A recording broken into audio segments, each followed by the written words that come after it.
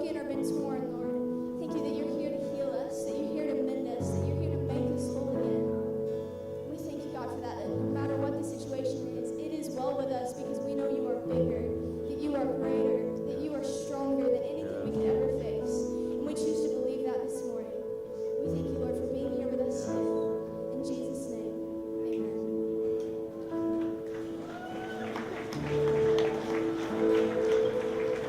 Meet your name and everything else. And with that, though, I get the privilege, the honor at this moment to introduce and welcome to the stage our pastor, Paul Doherty. Would you make some noise for Pastor Paul? We love him. He's our pastor. Come on, man. Thank you, Sam. Y'all doing good this morning? Thank you for the two people that stood up for me. It's all good. You don't have to stand up for me. But let's do this. Will you stand up for Jesus? Get up on your feet. Come on.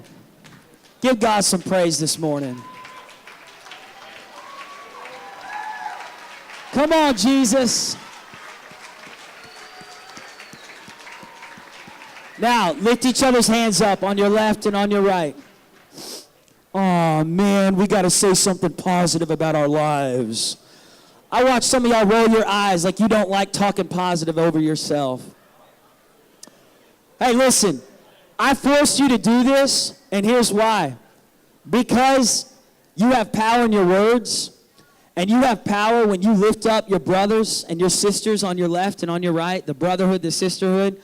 They need your encouragement. So on the count of three, let's say this together. 1, 2, 3. I'm here on purpose because I have a purpose. My heart is open. My mind is ready to receive because God is not finished with me yet. My best days are right in front of me. And I have victory in my life because Jesus lives in me. All right, you can be seated. You can hit that video.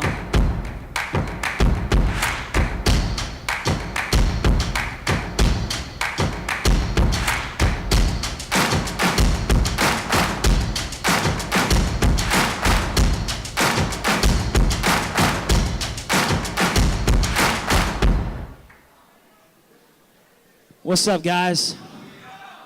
Y'all doing good? I got to be careful. I got a handheld mic here. Hey, Coach Cherry. Give it up for Coach Cherry. How many are thankful for Mr. Cherry as your superintendent? Come on, show him some love. Any bike riders in the room? Anybody like to ride your bike? Come on. How many, it's been a long time since you rode your bike? Been a long time. Now, I want to tell you something today. We're at the start of the year. It's a new year. It's a new season. It's a new day.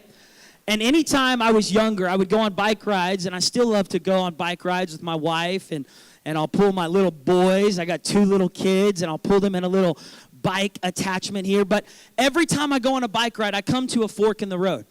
There's not a time that I've been on a bike ride where I don't have an option of which path I'm going to take. And every time I come to that fork in the road where I could go left or I could go right, I could get on the Riverside Trail, or I could keep going down the path in my neighborhood. I could go down this neighborhood, I could go down that neighborhood. Every time I come to that choice, it determines the destination I end up at. The path you choose this year will lead to a destination. No matter how good your intentions are, at the end of the day, direction, not intention, determines your destination. Direction, everybody say direction. Not intention determines my destination. Now let's think about that for a second. Let's say I wanted to ride my bike down to the Arkansas River. And let's say I was so excited, I'm going to go down and see the puddle of water in the middle of the Arkansas River. I'm so excited to go check out that little bit of water, and I've got all the intentions to get there. I get on my bicycle, and I start heading down 71st Street, and I start driving towards Woodland Hills Mall. How many of y'all think I'm going to end up at the Arkansas River? No. Why? I'm headed in the opposite direction. No matter how good my intentions are, No matter how excited I am to get to the Arkansas River, if I'm not actually headed in that direction, my intentions don't matter.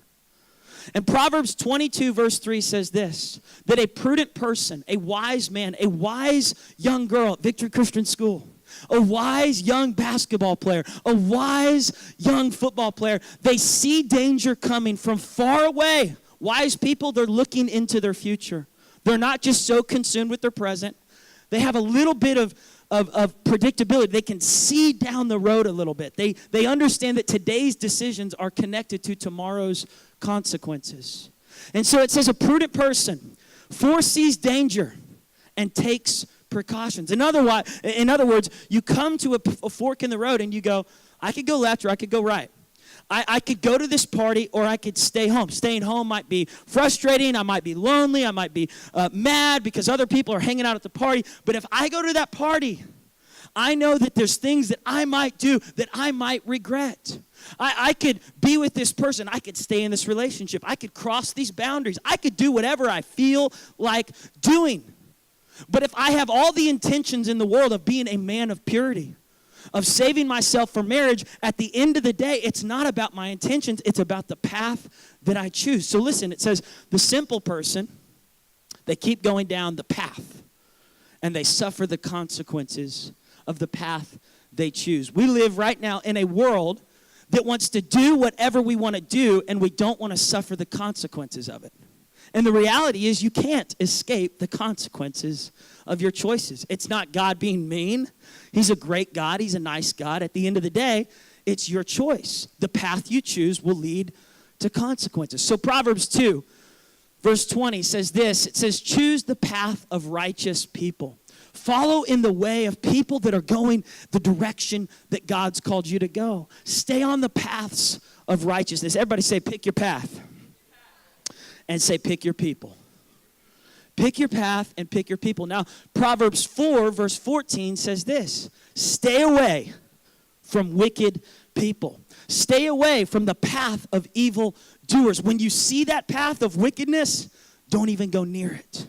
You say, but Paul, it sounds fun. It sounds exciting. I want to do what my parents tell me I can't do. I want to do what I feel like doing. I want to do what my body wants me to do. Listen, the more you give in to your feelings and you become a slave to your feelings, the less you start to feel good about your life. You could do what you want to do. You could do whatever you feel like doing, but it leads to destruction. It is a self-destructive path. You say, no, Paul, there's no consequences. How many of y'all watched the national championship last night? Alabama versus Georgia. I know, it was bittersweet. It was bittersweet. I didn't really want to watch it because I was like, man, OU is supposed to be in the national championship. We got robbed. But listen. The coach made a decision last night. The Alabama coach made a decision at halftime. He decided when we go out, I'm changing my quarterbacks. I'm putting in the true freshmen. It was a risky move, but his decision led to the destination that they won in the end. Right? He threw the touchdown pass right there at overtime. But your decisions will lead to your destinations.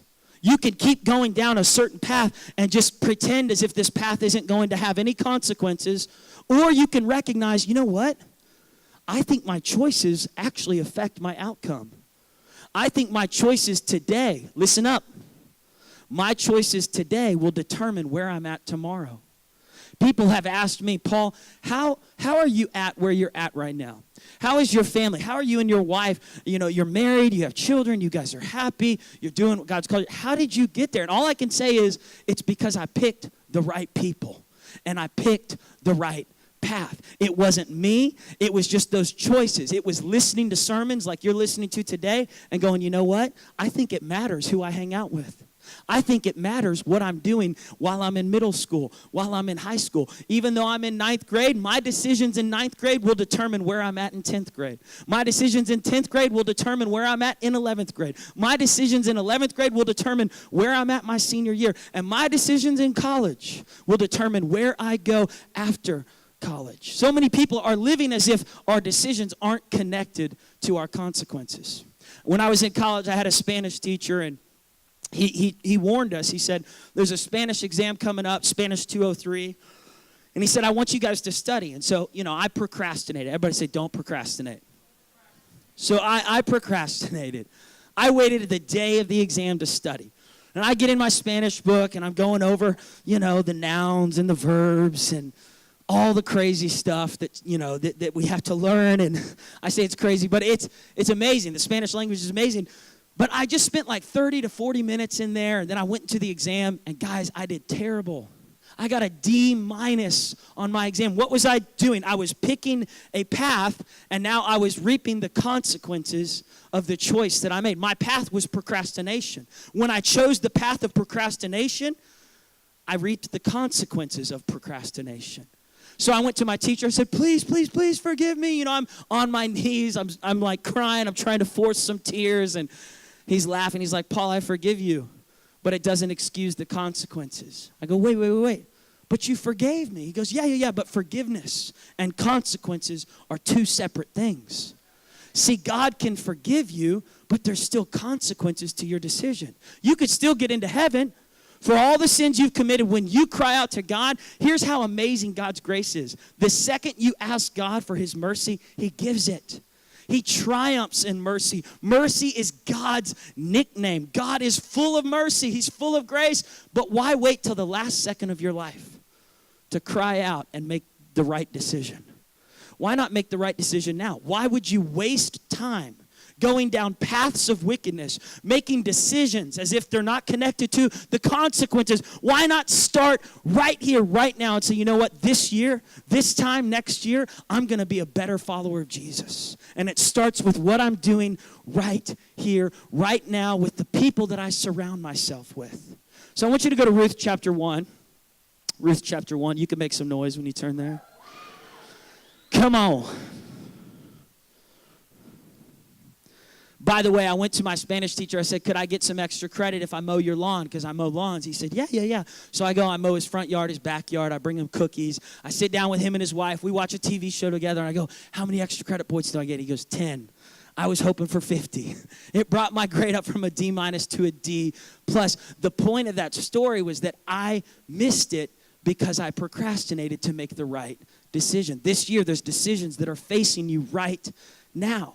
I could go back to my sports years, when I played basketball, when I played football. I remember there were games where I performed bad, and there were games where I performed well. What was it? It was the choices that I made the week leading up to the game, the season leading up to the game, off season, when I was working out in the weight room, when I was putting in those extra hours. Those decisions determined where I ended up on the football field, how much time I got to play on the basketball court, whether or not I made my free throws. It all is connected. The choices you're making right now will determine the life you live in the future.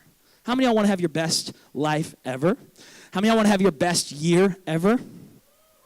Okay, then you need to lean in and listen to what God wants to say to you. Ruth chapter 1, verse 1, in the days when the judges ruled, there was a famine in the land. And it came to pass. How many are thankful that things come to pass in your life? That they don't come to stay.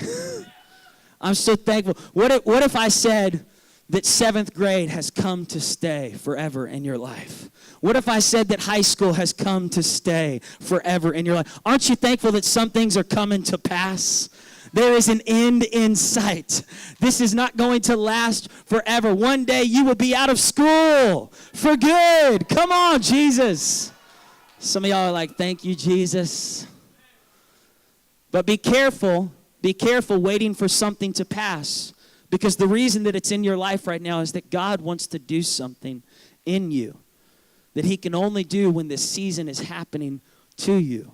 And so there's something God wants you to get right now while you're in high school and middle school, whatever grades you're in. And so this famine was happening, and it came to pass that they moved, this family. It was a man and his wife and their 2 sons. His name was Elimelech, and his wife was Naomi, and they had 2 boys named Mahlon and Chilion. And so they moved to the Moabite land. They moved to another country.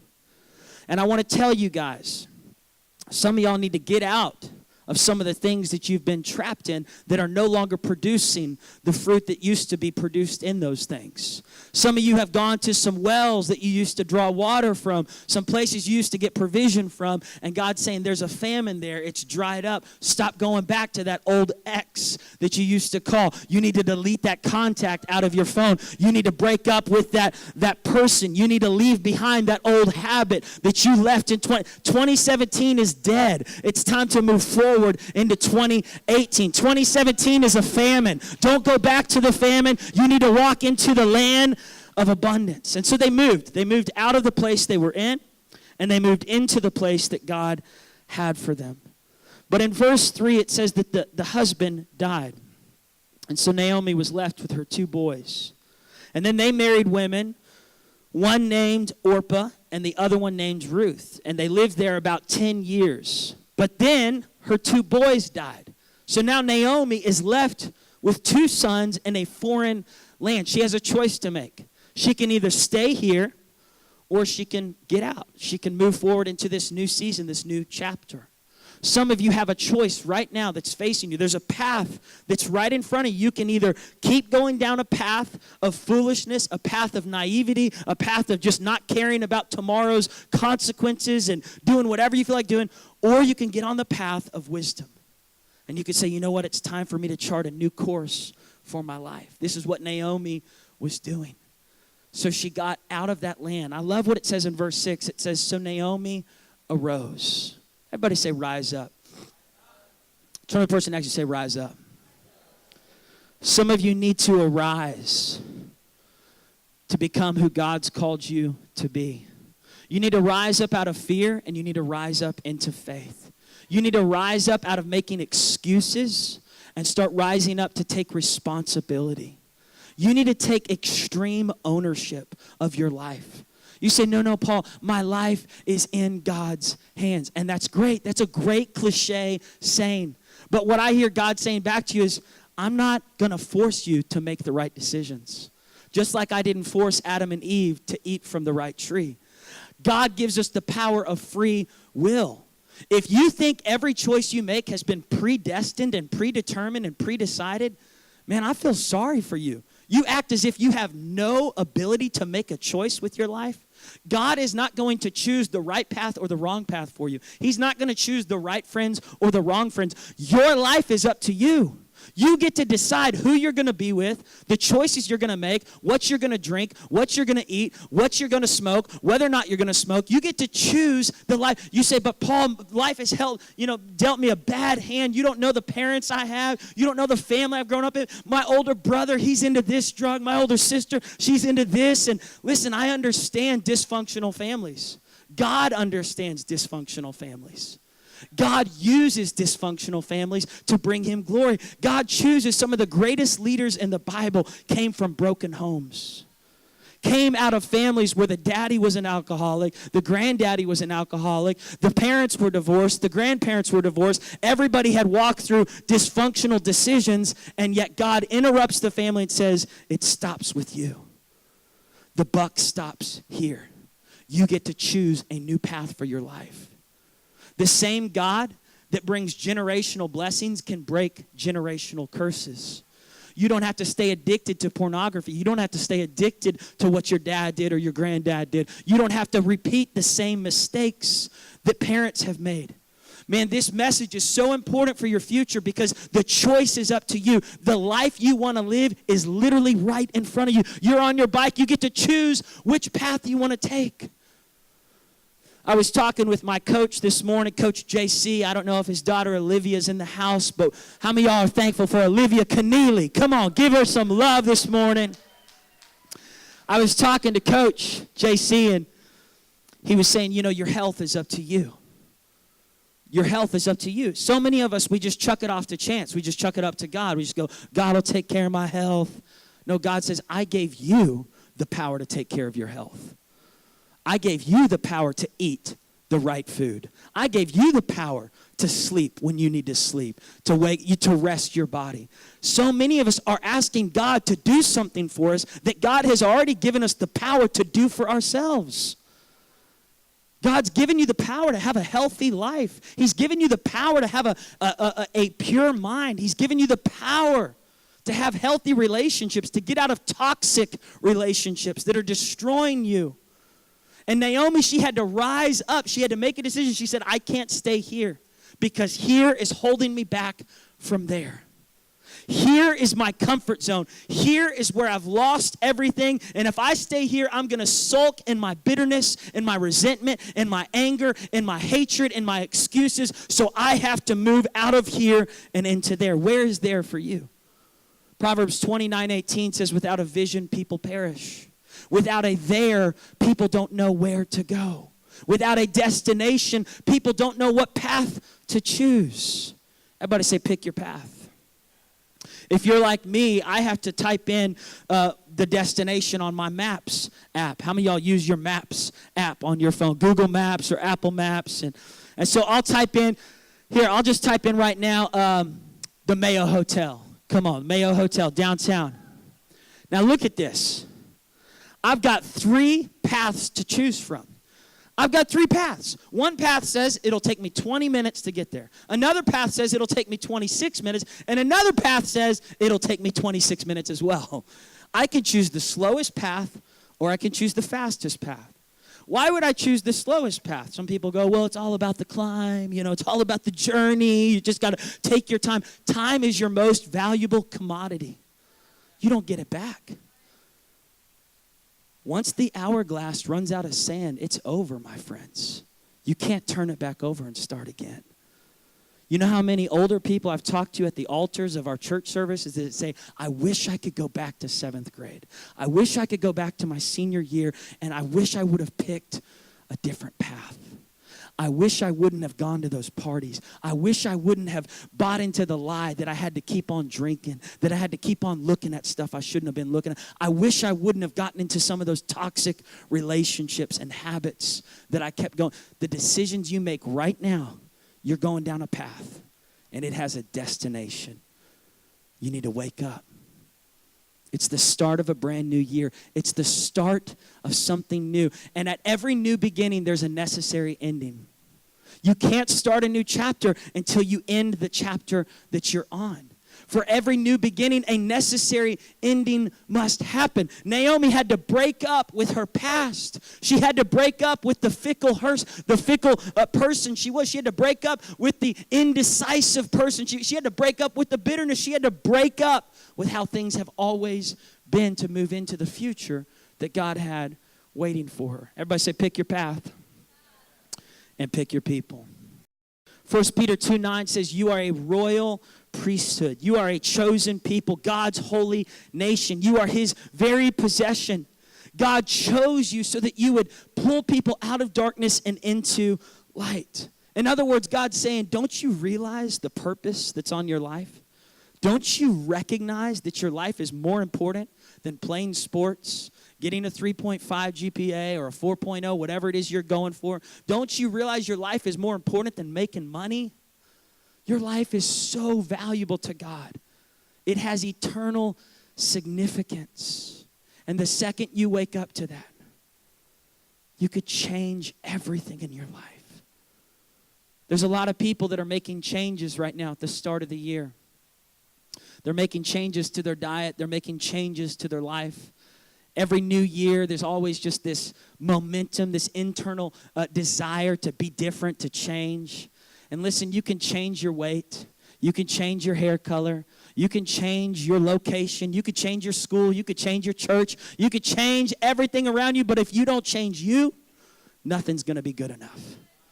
Because you take you with you everywhere you go. So you could go to Jinx, but you're going with you.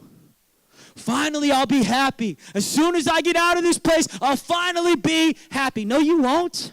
Because you'll find something to critique about the next school and the next church and the next place and the next family. As soon as I move to Colorado, I'll be in the Rockies and I'll finally be happy. No, the Rockies can't fix what only you can fix. As soon as I move to California, man, I'll be surfing, I'll be on the waves. No, California won't fix you. Florida won't fix you. Colorado won't fix you. Only God can fix the cruddy attitude that's happening on the inside of you. And if you carry the same baggage that you've been carrying all your life into this next year, you're going to miss out on the plans God has for you. So how do you change you? How do you change your life? How do you move from being a cynical, discouraged, angry, jealous, comparing person to becoming happy with your life, to becoming satisfied, excited to come to school, excited to be alive, excited for, how do you become the you that God's called you to be? I'll tell you. Romans 12, verse 2 says, do not be conformed to the pattern of this world, but be transformed. Be transformed. By losing weight? Nope. By changing states? Nope. By getting married? Nope. Marriage just amplifies your issues. It doesn't fix your issues. By finally getting to have you know what? Nope. Doesn't solve it. Doesn't solve it. By finally getting to go, you know, no. Be transformed, be changed, be renewed by the renewing of your mind. By the renewing of your mind. It starts in here. The battle's between the ears. If you can win the battle in here, you can win the battle out there. The battle for happiness is not what you eat. It's not what you wear. It's not where you go to school, where you go to church. It's not the parents you have or the kids or marriage or season of life. Happiness has nothing to do with outside circumstances. It has nothing to do with external situations. Happiness is an inside job. Joy is an inside job. Peace is an inside job. Satisfaction with life. How many of y'all know some people that are dysfunctional? Okay, don't look at them if you know who they are, if they're in the room. We all know people that make some dysfunctional decisions, that keep going into toxic things. I'll give you an example here. As a pastor, I've gotten the chance to minister to a lot of people, and I was talking to this one girl, and this was years ago. She's no longer here, but she said, Paul, I grew up in a home. My mom's been married 6 times, and she's divorced 6 times. And the guy she's with right now, they're not married. They're just together. And this girl's coming to me. She's a young adult. She's coming to Ashley and I, and she's trying to figure out, how do I not do what my mom has done? Because I've watched her make dysfunctional decisions my whole life. I've watched her go into marriages as if this husband's going to solve her problems, as if this guy is going to fix her, as if this next marriage is going to fix the happiness problem inside her. She keeps choosing these paths that keep leading her to more hurt and more emptiness and more barrenness. So what do? I said, well, first off, the great thing is you've recognized it. The second thing is you need to forgive her. You can't hold bitterness against your mom because that's not going to make you better. You got to love her even through the dysfunction, even through the pain, even through the hurt. Third of all, you get to choose for yourself the life you want to live. You don't have to repeat what she's done. And it starts with renewing your mind. If you want to change your life, you got to change your attitude. If you want to change your attitude, you got to change your thoughts. If you want to change your thoughts, you got to change your belief system. If you want to change your belief system, you got to change your thinking habits. If you want to change your thinking habits, you've got to change your will. Everybody say willpower. God gives you the power to choose. We live in a world that says if you feel like doing it, then do it. If you feel like you are it, then you are it. No, you're not. You are not a slave to your feelings. Just because you feel like you're something doesn't mean you are. There's times where I've felt unqualified, not good enough, insecure, upset. There's times where I've felt angry. Just because I feel something doesn't mean that I am something. So we're in a world right now where people are choosing their gender, and it's like they're born a male, but they feel like being a female, so they're just going to be. You don't have to do what you feel. People are in this world right now, and they're choosing their preference of who they're going to marry, what sexuality they're going to. You don't have to do what you feel. And when you live based on how you feel, you continue to go down paths that leave you empty, angry, upset, dysfunctional, and you pass it on to the next generation. You say, Paul, that's mean. No, that's truth. And you need some truth this morning. I could give you sugar-caked messages that make you feel good and say, do whatever you feel. It's going to be your best life ever. But I'd be lying to you. I'd be lying to you. If you interviewed the most successful people in the world, they would say the message I'm preaching to you right now, even the non-Christians, they would say, if I lived how I felt, every time I felt like getting Krispy Kreme donuts, every time I felt like ordering a large pepperoni pizza from Pizza Hut at midnight, if I did whatever I felt, I wouldn't be the successful person I am. The success that you're waiting for is tied to this message right here, right now. You want to have your best life yet? It's time to pick the path that leads to life. I want the band to come up as I get ready to close. Just a few more minutes and I'm almost done.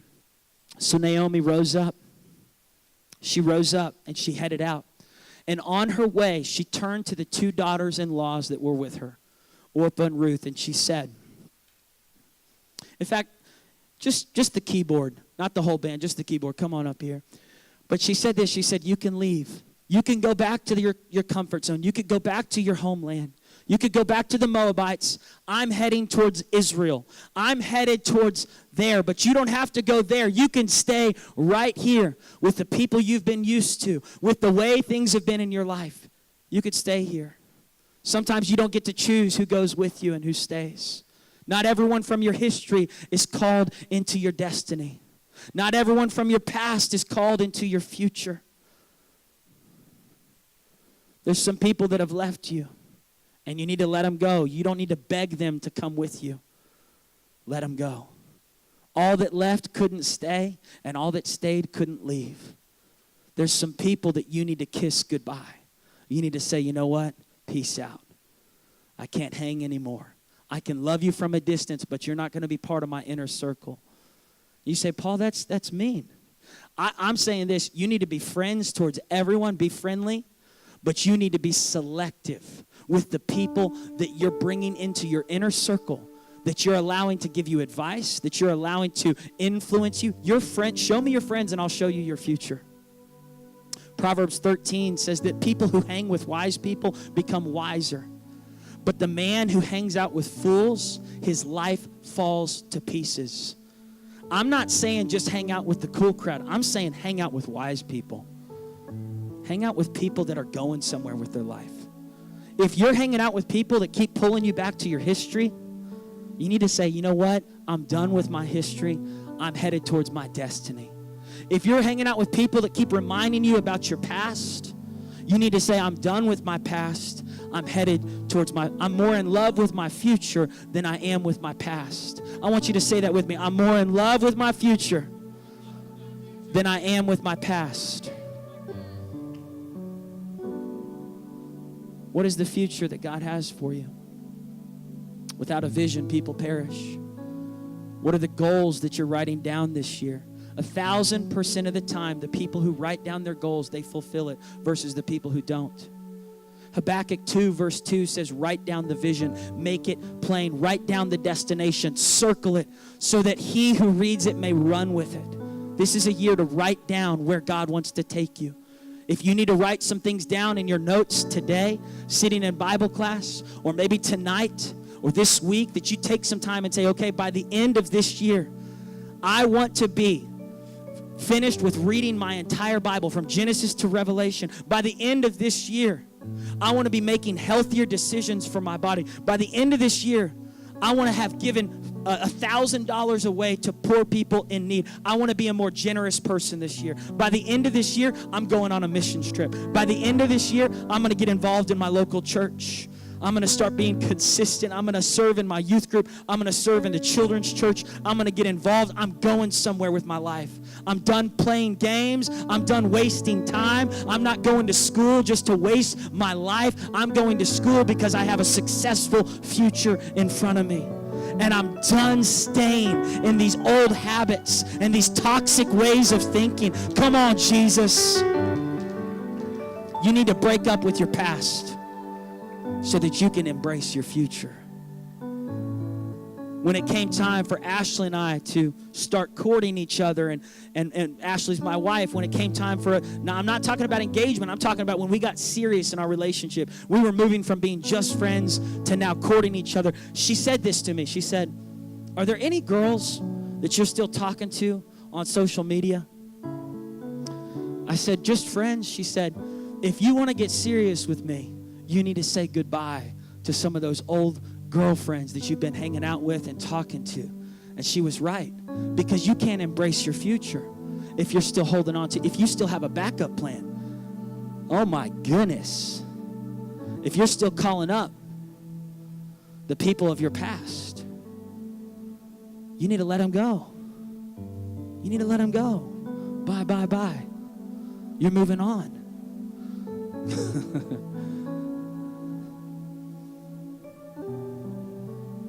I just see this. I see a picture of Jesus, and he's like standing on this path. Oh, yeah, this is Matthew chapter 7. He says, pick this path. Pick this path. Pick this path. I promise you, if you pick this path, it leads to life. I know it's tough.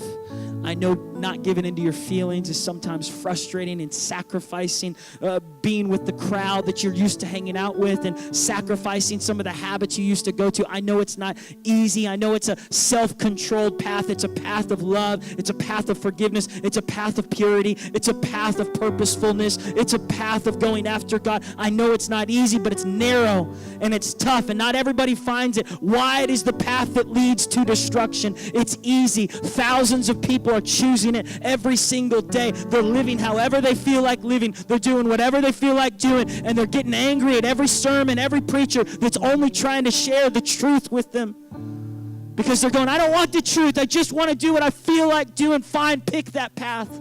But don't blame me when you call me and you go, come visit me in prison. You go, man, that was harsh, bro. You just went from 0 to 100.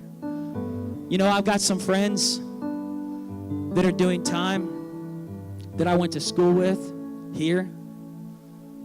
One in particular, I tried to get in his face. Well, some of the people that are getting in your face, they love you more than the people that aren't. The people that aren't getting in your face, they don't love you. Man, they're just letting you do whatever you want to do. You need a friend that says, stop, bro. Stop it. You're wasting your life. Every time you go do that stuff, you're wasting your destiny. God's got a plan for your life. And the second you embrace those friends that are speaking truth to you in love, they're speaking truth in love, they care about your future, man, all of a sudden, everything starts to unfold. It says in verse 14, Naomi said to the girls, leave, leave, leave, and one left. Orpah, she headed back to her past. But it says Ruth clung to Naomi.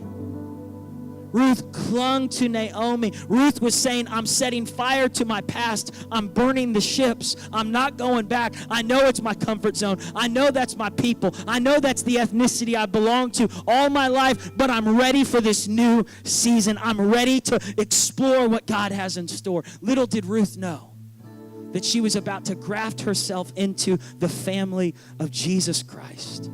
Her name would be remembered in the New Testament as the woman, the grandmother of King David. And out of King David's genealogy would come Jesus through Mary and Joseph. Ruth was changing everything about her life. And so she said to Naomi, don't tell me to leave anymore. Where you go, I will go. Where you live, I will live. Your God will be my God. Your people will be my people. Where you are buried, I'll be buried. Where you die, I'll die. I'm with you till death do us part. Ruth was connecting to her future, and she was disconnecting from her past. Now Naomi moved on, and they headed to Bethlehem, and they got to Israel. Naomi was discouraged. She was bitter. She was hurting. She's moving forward towards her future, but she's still carrying baggage from her past. And it says in verse 22 that when they arrived there, they had arrived at the beginning of harvest season. Little did Naomi know everything was about to change. She was hurting, she was empty, but she was moving with purpose. And because she was moving with purpose, she was aligning her life for the plan that God was about to unfold for her. I want you to stand to your feet, bow your heads, and close your eyes all over this place.